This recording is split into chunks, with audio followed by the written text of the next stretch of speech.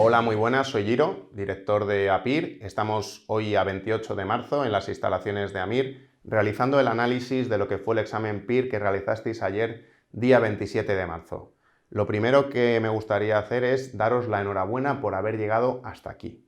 Y lo segundo, mandaros un fuerte abrazo. Un abrazo porque os lo merecéis. Ha sido un examen muy difícil, un examen que seguramente os ha desmoralizado mucho, porque es el tercer año consecutivo que nos encontramos con un examen de una dificultad similar a la de las últimas 3 convocatorias, con preguntas difíciles y fuera de temario.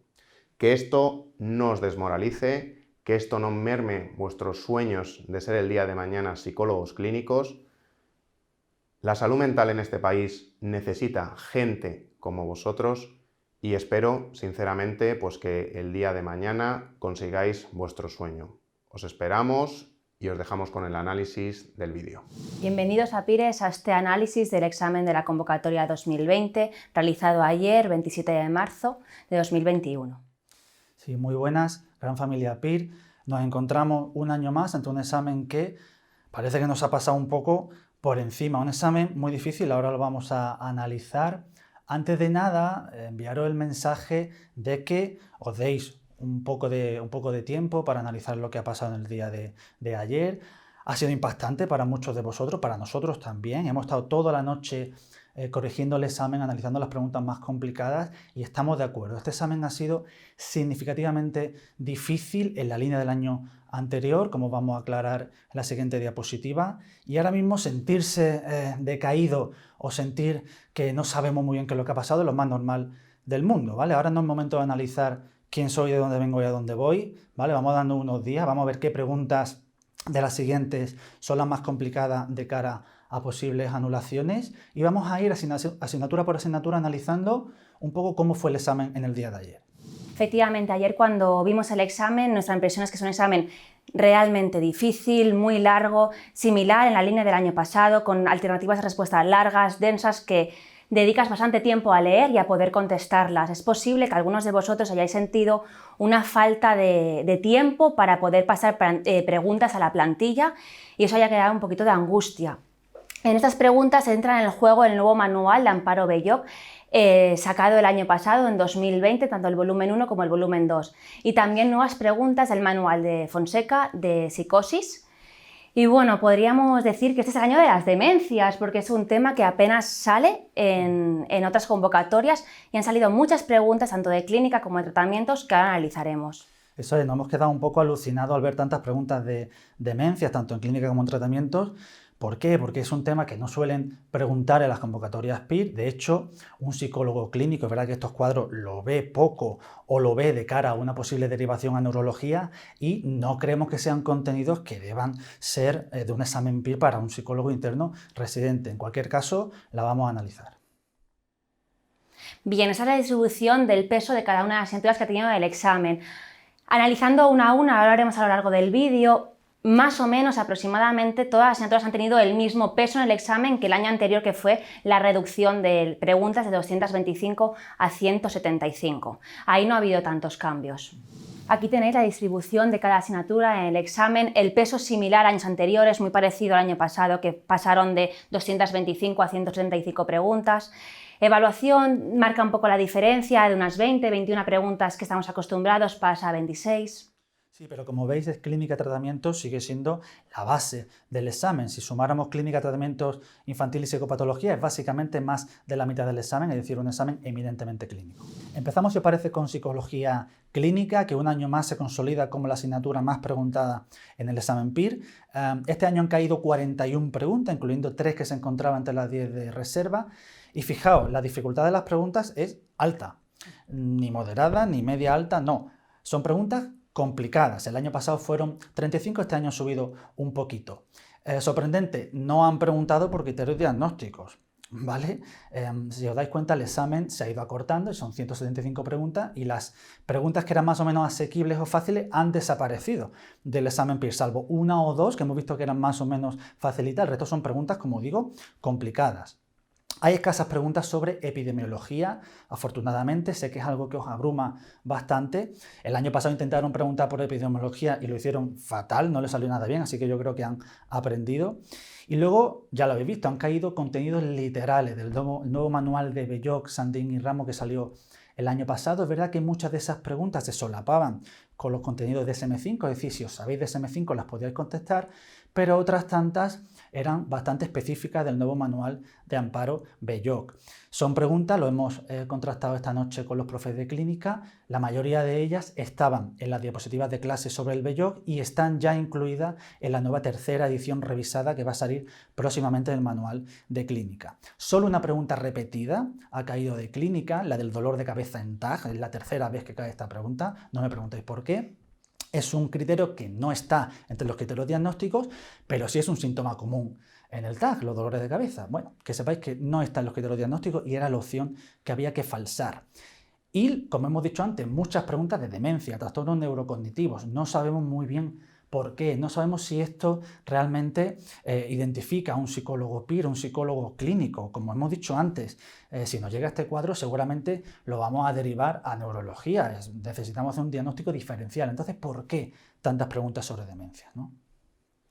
Tenemos un ejemplo de pregunta en la 181, la presento como posiblemente anulable, ¿vale? Así que hay que estar atentos a esto. Señale cuál de las siguientes afirmaciones sobre el bipolar es correcta. Y la opción 1 os sale que la prevalencia de los intentos de suicidio a lo largo de la vida parece ser similares en el bipolar 1 y 2. ¿Vale? La prevalencia de los intentos de suicidio, aunque sabéis que en bipolar 2 hay más riesgo precisamente por la letalidad de esos intentos, ¿no? Pero el número de intentos de suicidio de media sale similar en bipolar 1 y bipolar 2. Sin embargo, la 4 podría ser correcta también. En los pacientes en que predominan los episodios depresivos frente a los maníacos, la probabilidad de intento de suicidio es más alta. Bueno, los profes de clínica estamos de acuerdo en que ambas opciones son correctas, por lo tanto esta pregunta se debe impugnar. Otro ejemplo de preguntita de psicología clínica: ¿qué diagnóstico es apropiado para un individuo que se preocupa por defectos que percibe en la apariencia de otra persona? Os ha llamado bastante la atención esta pregunta. La opción correcta, como veis, es trastorno dismórfico corporal por poderes y viene tal cual, literal, en DSM-5, en el texto que acompaña al trastorno dismórfico corporal. La pregunta 86 es una pregunta también muy complicada. Nos hemos quedado los profes un poco dudando. Bueno, ¿esto es una pregunta realmente que aporta algo a nuestra preparación como psicólogos clínicos? Nada, ni siquiera para un diagnóstico diferencial. Esto no lo vais a encontrar en consulta, ¿vale? La opción que hemos dado por correcta es la enfermedad de Wilson, ¿vale? Es la única de las presentes que no tendría relación con síntomas ansiosos o ansioso-depresivos, de todas las presentes. La enfermedad de Wilson básicamente es una dificultad para eliminar el cobre a nivel corporal, fijaos. Vamos a analizar ahora la asignatura de evaluación psicológica. Ha sido una asignatura con una dificultad elevada, con preguntas casi en exclusiva del manual original de Moreno-Roset, que salió en 2019. Muchas preguntas han estado fuera del temario o están dentro del temario y se han preguntado de una forma diferente. Por ejemplo, hay test que conocemos, pero que han preguntado sobre edades específicas de estos test en comparación con otros, que no son preguntas que habituamos a tener. Han sido 26 preguntas, más que el año pasado, unas 5 o 6 de lo que habituamos a tener, y con contenido solapado con personalidad, que hablan de factor G o de Kelly, y con contenido solapado también con psicoterapias, como sucedió el año pasado, cuando han preguntado sobre el reflejo, en la pregunta de veo que te sientes frustrado por la situación que estás viviendo en tu trabajo, o con preguntas que también hablaban sobre las técnicas directivas verbales como la interpretación, en la pregunta que ponía presentarle al cliente una hipótesis sobre las relaciones significativas entre sus conductas. Otra pregunta que no habituamos a tener es el contenido de los diagramas causales del análisis funcional de Haynes. Preguntaba sobre qué simboliza un cuadro de línea gruesa. La respuesta correcta que hemos dado ha sido la opción 3, importancia alta del problema, que también lo volvemos a encontrar dentro de este manual de Moreno-Roset de 2019. Un test que sí que conocemos es el test SENA. Han preguntado por este en cuanto a la edad, a qué población va dirigido, para problemas externalizados e internalizados en niños y adolescentes. El SENA se divide precisamente en esto: problemas interiorizados, exteriorizados y problemas específicos entre 3 a 18 años. Por último, contenido aplicado. Hablan de la escala de experiencias disociativas, DES, que es la más utilizada para medir disociación. Hablan que dentro de esa escala tenemos algunos ítems y cuál de ellos no es. Sería la opción correcta la 1, alucinaciones visuales de las que las personas no pueden hacer crítica. Dentro del DES encontramos las dificultades para la persona para reconocer amigos o miembros de su propia familia, incluso dificultades para reconocerse a sí mismo en diferentes situaciones. Hablamos de que la persona siente que su cuerpo no le pertenece o incluso oír voces en la cabeza que comentan actos del sujeto. Esta pregunta la encontramos en el manual de psicopatología del BEIOC, salido el año pasado en el 2020, y la podemos analizar desde ahí, desde el tema de disociativos. Analizamos a continuación la asignatura de tratamientos psicológicos. Sí, estamos de acuerdo los profesores de tratamientos en que ya tiene una dificultad media, el número de preguntas similar al de años anteriores, y ha habido preguntas que han sido, por un lado, muy asequibles, pero por otro lado, algunas de ellas muy poco conocidas por los opositores PIR. Nos sorprende, al igual que en clínica, que han caído preguntas sobre demencia, tratamiento en demencia, desde lo psicológico y desde lo farmacológico. De todas formas, han caído preguntas que esperábamos. Por ejemplo, el manual de Fonseca de tratamiento psicológico en la psicosis. Ha caído, tal y como hemos trabajado en clase, Avatar, ¿vale?, que ha salido bastante en las clases de este año. Diálogo abierto ha caído por fin también en el PIR. Y en cuanto al trastorno de personalidad y en cuanto a las ampliaciones que hemos trabajado durante este año y preguntas fuera de temario que hemos trabajado en tratamientos, también ha caído preguntas sobre terapia metacognitiva y terapia basada en la mentalización.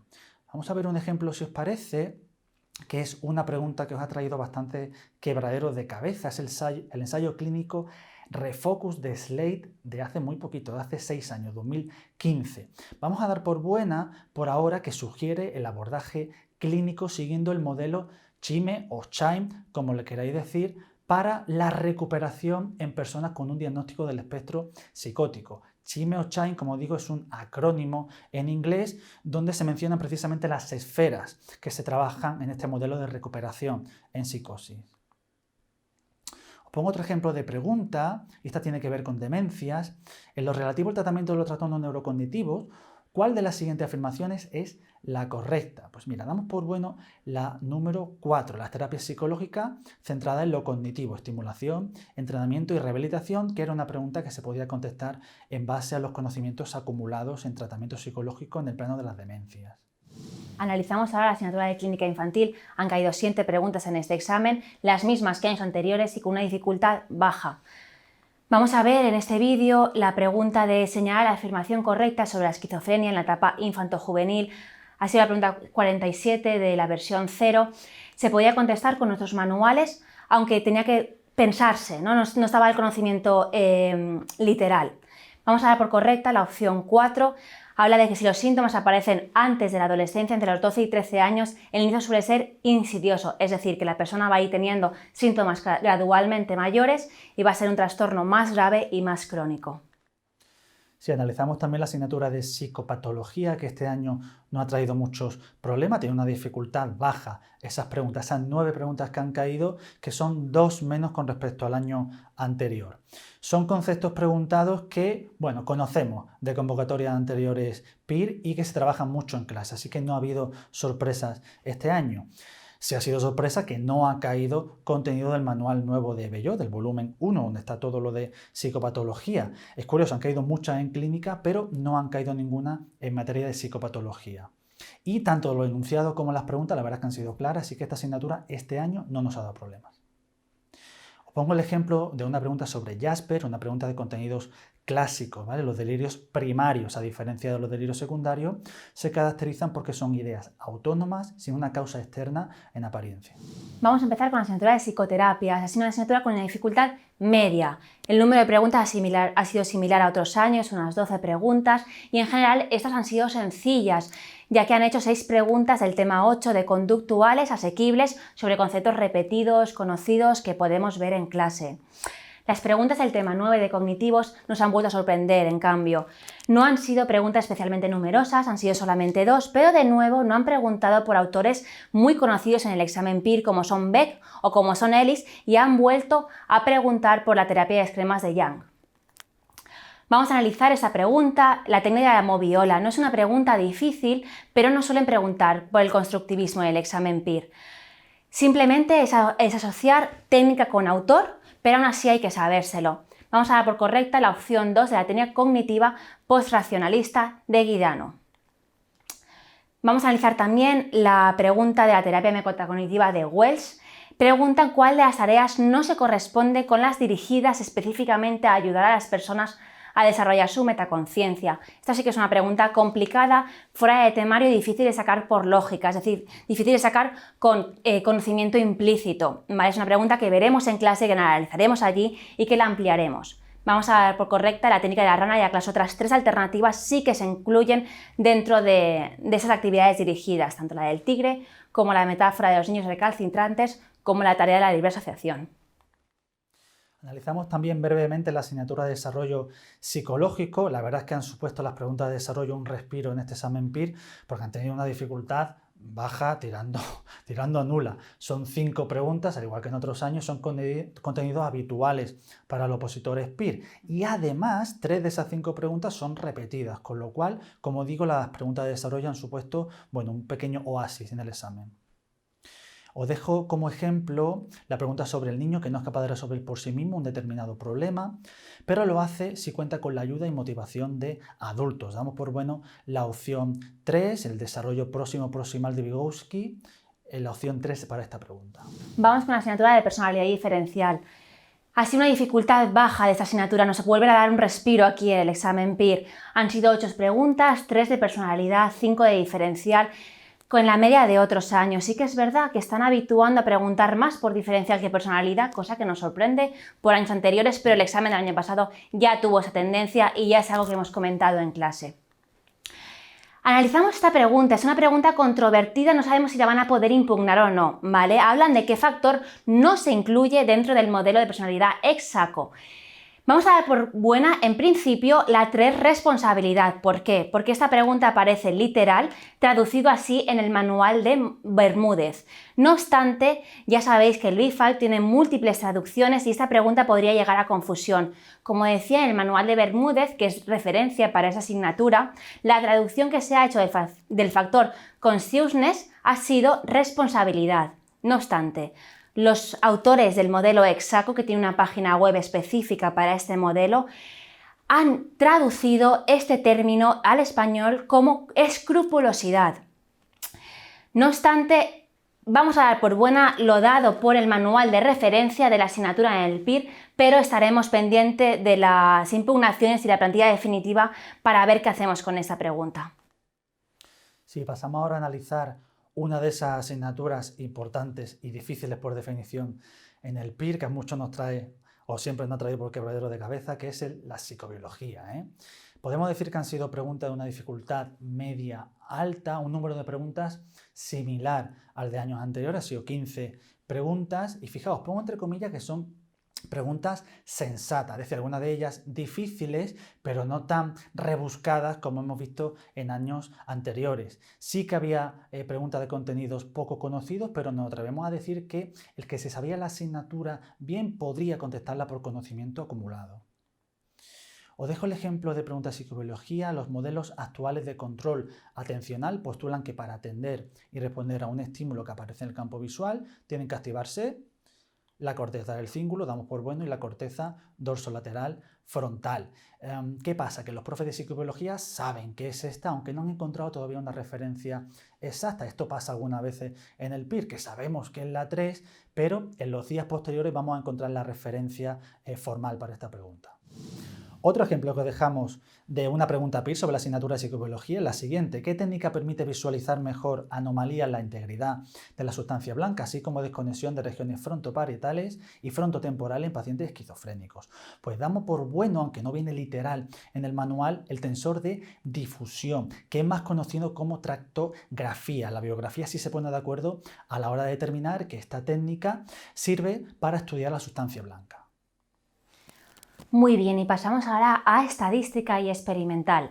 Esta asignatura ha sido una dificultad moderada. Si bien las preguntas no han sido sofisticadas como otros años, sí que han sido largas y además requieren un alto dominio de la asignatura. No hay temario nuevo que deba ser ampliado, no hay temario diferente al que habéis estudiado, pero sí que ese se tiene que saber bien para poder contestarla.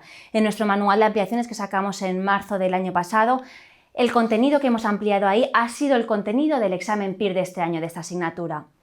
Además, encontramos 2 preguntas repetidas que nos dan un poco de alivio a lo largo del bloque de experimental, que ha sido la pregunta 3 de la versión 0 de los diseños factoriales, que ahora la vemos, y la pregunta 3 sobre la función de la información del test, aquí hay una rata, en la teoría de respuesta al ítem. Vemos la pregunta 3, habla de que en el marco del análisis de la varianza con más de un factor señala la información incorrecta. No hay duda que esta alternativa es la 4, que el análisis de los efectos simples no debe ser utilizado para interpretar una interacción estadísticamente significativa. Vamos rápidamente con psicología social porque hay poco que analizar en esta asignatura. Ha tenido unas preguntas con una dificultad más que asequible, han caído menos preguntitas que en el año anterior, que nos sorprendieron con 9 preguntas, ¿vale? Han caído solo 4 y con contenidos muy habituales a los que estamos acostumbrados en esta asignatura y muy facilitos. Ha caído correlación ilusoria en estereotipos, el modelo de liderazgo de Fiedler y el sesgo de correspondencia, esa atribución personal. En cualquier caso os pongo la cuarta de ellas, que es cómo se denomina la técnica o táctica persuasiva consistente en conseguir la aceptación de una petición y luego desvelar que tiene costes adicionales ocultos. Es una técnica de persuasión bastante conocida por nosotros los opositores PIR, es la táctica o técnica del pie en la puerta. Vemos ahora la asignatura de salud. Psicología de salud ha pasado desapercibida en el examen con tan solo 2 preguntas y una dificultad muy baja. Nos ha sorprendido porque estamos en el año 2020, el año del COVID, y no han caído preguntas del COVID relacionadas con esta asignatura. Han caído más de demencias que de esto. 2 preguntas menos que otros años y preguntas ya conocidas de temario que solemos tener en clase. Ponemos como ejemplo la teoría de neuromatriz del dolor que se ha propuesto para explicar el miembros fantasma, que ya todos lo conocéis. En cuanto a psicología básica, sí podemos decir que ha tenido una dificultad bastante elevada. Han caído 7 preguntas, que es un número similar al de otro año, pero eso sí, como os digo, digamos de unos aspectos del temario bastante más complicados, ¿eh? De hecho, hay una pregunta extraña, que la llamamos así, que es la 10, que la vamos a ver a continuación. Fijaos, en el estudio de procesamiento de las anáforas pronominales, sí, esto es una pregunta de lenguaje en el PIR, ¿en qué momento se ha establecido que se produce la resolución anafórica? Fijaos, la opción 2, en el momento en que se procesa el final de la frase y se integran los componentes oracionales. A ver, es un contenido muy poco habitual para un opositor. PIR forma parte de psicología del lenguaje, repito, y es una pregunta destinada a fallarse, ¿vale? Es una asignatura que en general nos estudiamos poco o nada y es una pregunta que se puede fallar, ¿vale? Que nadie se lleve la mano a la cabeza si ha fallado esta pregunta. Otro ejemplo que os pongo, la hemos mencionado antes, yo creo que es una pregunta que la vamos a acabar situando en social, como digo, porque es más propia de social que de básica. ¿Cuál de los siguientes términos puede utilizarse para denominar la tendencia a atribuir la causa de la conducta de otras personas a rasgos de personalidad relativamente estables? El sesgo de correspondencia, esa atribución personal. Como digo, es algo que vemos normalmente en social, así que seguramente la acabaremos situando en esta asignatura. Y por último, chicos, hemos terminado el análisis de las preguntas. No sé si habéis visto alguna pregunta que era más difícil o más fácil de lo que pensabais. Estas cosas pasan. Seguiremos analizando el examen PIR en estos días. Los profesores de PIR no hemos parado con la corrección en esta noche y vamos a seguir en estos días para daros aún más información sobre el examen, ¿vale? Darnos un poco de tiempo. Eso sí, os pedimos que metáis los resultados en el Estima PIR, que está disponible desde ya, ¿vale? Meted vuestras plantillas porque, bueno, habrá alguno que quiera descansar un poquito y no exponerse, ok, no pasa nada, pero cuidado con la habitación pasiva. Tarde o temprano tenemos que enfrentando al momento de pasar esa plantilla y ver qué preguntas tenemos bien y seguramente muchos de vosotros sacáis mejores resultados de lo que en principio pensáis. Este año además, simplemente por meter la plantilla, entráis en el sorteo de un pack vacacional. Recordar que también meter la plantilla nos hace ver que se está dando por correcto y que nos está dando por correcto en las preguntas que dudamos y podemos utilizarlo para el Impugnapir, que también está activo desde ya, para poder comentar con otros compañeros, con los profesores de las asignaturas, qué preguntas se pueden impugnar y de dónde saco la bibliografía original para poderlo presentar en el ministerio. Entonces no dudéis hacerlo porque es beneficio para vosotros y beneficio para todos. Bueno, hasta aquí el vídeo análisis del examen PIR de la convocatoria 2020.